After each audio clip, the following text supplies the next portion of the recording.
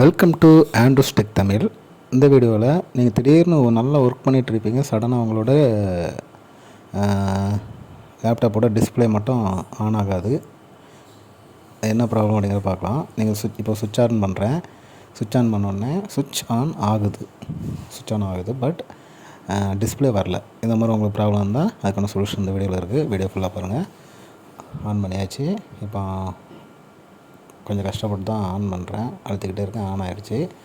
On ஆனதுக்கப்புறம் என்ன problem அப்படிங்கிறத எப்படி கண்டுபிடிக்கலாம் அப்படின்னா, இந்த மாடல் வந்து ஹெச்பி பவலியான் G6 ஓகேங்களா.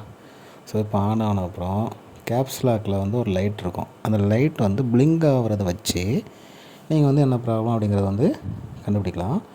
ஸோ இப்போ காட்டுறேன் பாருங்கள். இப்போ நம்ம வந்து பவர் பட்டனை வந்து அழுத்துறோம். கை வச்சு அழுத்தி ஆன் பண்ணுறோம். இப்போ நம்ம ஆன் பண்ணியாச்சு. ஆன் ஆகிடுச்சு ஓகேங்களா. இங்கே ஒரு லைட்டு இருக்குது. அதான் இப்போ F12 அந்த இடத்துல ஆன் ஆகும். ஆன் ஆகிடுச்சு.